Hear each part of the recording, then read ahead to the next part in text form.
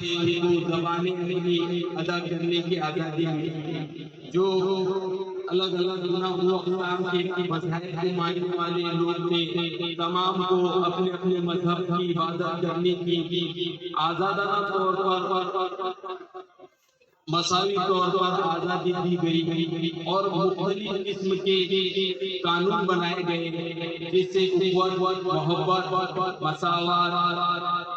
تمام شہریوں میں ہمیشہ پروان چڑھتی رہے۔ قانون بنائے گئے، مسودہ کمیٹی بنائی گئی،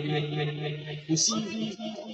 کا ایک دستور اور آئین بنایا گیا، جس میں مختلف عوام کے متعلق دفعات درج کیے گئے، بہت بڑا آئین بنایا گیا۔ اسی کے بارے میں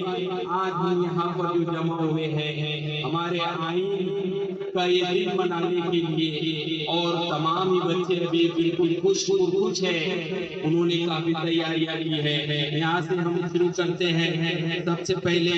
میں آواز دوں گا زین عبداللہ شیخ قریشی کو،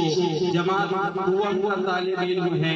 یوم جمہوریہ سے منسلک اس بچے نے ایک بہت ہی پیاری سی شاعری یہاں پر اس کی تیاری کی ہے، تو آپ کے سامنے پیش کرتے ہوئے زین عبداللہ شیخ قریشی۔ السلام علیکم۔ دستور کا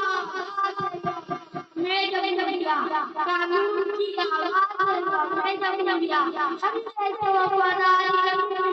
گے، زمین کھول کے روحی ملیں گے، ہم اپنی جان دشمن کو اپنی جان کہتے ہیں، محبت کی اس مٹی کوئی گنجنا